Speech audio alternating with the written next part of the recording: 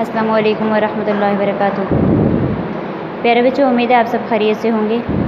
بچوں، آج جو ہم سبق پڑھیں گے وہ ہے مساوات۔ بسم اللہ الرحمن الرحیم۔ رب زدنی علما، اے اللہ میرے علم میں اضافہ فرما۔ اب ہم مساوات کے بارے میں پڑھیں گے۔ مساوات کہتے کس کو ہیں، مساوات کا معنی کیا ہے اور دین اسلام میں اس سے کیا مراد ہے۔ مساوات کا مفہوم، مساوات کا لفظی معنی ہے برابری، یعنی برابری کرنا، ہر ایک کے ساتھ ہر ایک کو ایک ہی جیسے مرتبہ دینا، برابری اختیار کرنا۔ دین اسلام میں مساوات سے مراد ہے کہ تمام انسان ایک ماں باپ کی اولاد ہیں، وہ سب معاشرے میں ایک جیسا مقام رکھتے ہیں اور ان سب کو برابری کے حقوق حاصل ہیں۔ کسی کو کسی دوسرے پر کوئی فضیلت اور برتری حاصل نہیں، البتہ اگر فضیلت ہے تو وہ اس کے اچھے اخلاق پر اس کو فضیلت اور برتری حاصل ہو سکتی ہے۔ اب مساوات کی اہمیت کیا ہے کہ اسلام میں مساوات کی بہت اہمیت ہے۔ قرآن و حدیث میں بہت سے مقامات پر مساوات کی تاکید کی گئی ہے۔ قرآن مجید میں ارشاد ہے کہ یا ایھا الناس، کہ اے لوگو، انا خلقناکم، کہ بے شک ہم نے پیدا کیا، من ذکر، تم کو ایک مرد سے، و انثی، اور ایک عورت سے، وجعلناکم، اور بنا دیے تمہارے لیے، شعوبا و قبائل لتعارفوا، یعنی برادریاں اور قبیلے، تاکہ تم ایک دوسرے کو پہچان سکو۔ یعنی قبیلے، ذاتیں اور برادریاں وغیرہ اللہ تعالیٰ نے صرف لوگوں کی آپس میں شناخت کے لیے بنائی ہیں۔ ان کا مقصد انسان کی قدر اور عزت میں اضافہ یا کمی نہیں کرنا، بلکہ صرف اور صرف انسان کو پہچاننے کے لیے، ایک دوسرے کو پہچاننے کے لیے یہ ذاتیں اور قبیلے مقرر کیے ہیں۔ اگر کوئی شخص اپنی عزت میں اضافہ کرنا چاہتا ہے تو وہ صرف قرآن مجید میں ایک ہی طریقہ بتایا گیا ہے کہ اللہ تعالیٰ کا ارشاد ہے کہ ان اکرمکم عند اللہ اتقاکم، کہ بے شک اللہ تعالیٰ کے نزدیک تم میں سب سے زیادہ عزت والا وہی ہے جو تم میں متقی ہے، پرہیزگار ہے، جو کہ اچھے نیک اعمال کرنے والا ہے، متقی پرہیزگار ہے۔ یعنی انسان صرف نیک اعمال کی بدولت ہی اپنا مقام و مرتبہ بڑھا سکتا ہے، اس کے علاوہ یعنی کسی قسم میں کسی کا کوئی یعنی سب برابر ہیں، کسی کو کسی پر کوئی فضیلت حاصل نہیں ہے۔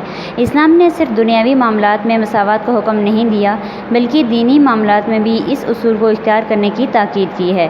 اسلامی عبادات مساوات کی عملی تصویر ہیں، یعنی مساوات کی عملی تصویر کیسے ہیں کہ دن میں 5 مرتبہ ہم نماز پڑھتے ہیں، باجماعت جب نماز ہم پڑھتے ہیں تو ہمارے تمام کے تمام لوگ، چاہے وہ غریب ہیں، امیر ہیں، کوئی بھی ہیں، وہ کے سارے ایک ہی صف میں کھڑے ہو کر نماز پڑھتے ہیں۔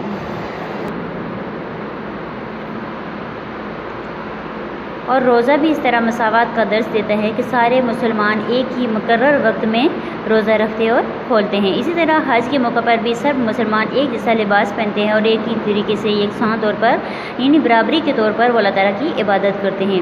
اس موقع پر قوم، رنگ، نسل، زبان، امیر اور غریب میں کوئی فرق باقی نہیں رہتا۔ اسی طرح نبی کریم صلی اللہ علیہ وسلم کی اسوہ حسنہ سے، اخلاق سے مساوات کی جو مثالیں ہیں وہ بھی بیان کی گئی ہیں۔ نبی کریم صلی اللہ علیہ وسلم کی حیات مبارکہ میں ہمیں مساوات کی عملی تصویر نظر آتی ہے۔ عہد رسالت میں نبی صلی اللہ علیہ وسلم کے زمانے میں تمام مسلمان مل جل کر رہتے تھے، غلام اور آقا کی کوئی تقسیم نہیں تھی، غلام اور سردار ایک ہی محفل میں برابر بیٹھتے تھے۔ حضرت ابوبکر صدیق رضی اللہ تعالیٰ عنہ اور حضرت عمر رضی اللہ، حضرت عثمان غنی رضی اللہ تعالیٰ عنہ کے ساتھ محفلوں میں حضرت سلمان اور حضرت صہیب رومی رضی اللہ تعالیٰ عنہ بیٹھے دکھائی دیتے تھے۔ حضرت بلال بن رباح رضی اللہ تعالیٰ حبشی غلام تھے، لیکن حضرت عمر فاروق رضی اللہ تعالیٰ انہیں سیدنا یعنی ہماری آقا کہہ کر پکارتے تھے۔ یعنی اس سے بھی ہمیں پتہ چلتا ہے کہ کسی امیر غریب میں، کسی غلام اور آقا میں ہمیں فرق نہیں کرنا چاہیے۔ اللہ کے نزدیک سارے کے سارے برابر ہیں، سوائے اس شخص کے جو کہ زیادہ متقی اور پرہیزگار ہے، وہ زیادہ یعنی اپنا مقام اور مرتبہ بڑھا سکتا ہے، لیکن اس کے علاوہ سارے کے سارے لوگ برابر ہیں۔ نبی کریم صلی اللہ علیہ وسلم نے خطبہ حجۃ الوداع کے موقع پر اپنے خطبے میں لوگوں کو مساوات ہی کا درس دیا۔ آپ صلی اللہ علیہ وسلم نے فرمایا کہ لوگو، تمہارا رب ایک ہے، تمہارا باپ ایک ہے، تم سب آدم علیہ السلام کی اولاد ہو اور آدم علیہ السلام مٹی سے بنے ہیں، اس لیے کسی عربی کو اجمی پر اور کسی اجمی کو عربی پر، کسی کالے کو گورے پر اور کسی گورے کو کالے پر کوئی فضیلت حاصل نہیں۔ اگر فضیلت ہے تو وہ صرف تقویٰ کی بنیاد پر ہے، یعنی جو پرہیزگار ہوگا، جو زیادہ نیک ہوگا، نیک اعمال کرنے والا ہوگا۔ نبی کریم صلی اللہ علیہ وسلم کی حیات مبارکہ سے مساوات کی چند مثالیں بھی درج ذیل ہیں۔ غزوہ بدر کے موقع پر سواریاں کم ہونے کی وجہ سے ایک ایک اونٹ پر 3 آدمی سوار ہوتے تھے اور تینوں کو باری باری سوار ہونا تھا۔ آپ سلم بھی اپنی باری پر سوار ہوتے اور اپنی باری پر پیدل چلتی۔ غزوہ خندق میں آپ صلی اللہ علیہ وسلم نے صحابہ اکرام رضی اللہ تعالیٰ عنہ کے ساتھ مل کر بھوکے رہ کر خندق کی کھدائی میں حصہ لیا۔ قبیلہ بنو مخزوم کی ایک معزز عورت نے چوری کی تو آپ صلی اللہ علیہ وسلم نے اس کا ہاتھ کاٹنے کا حکم دیا۔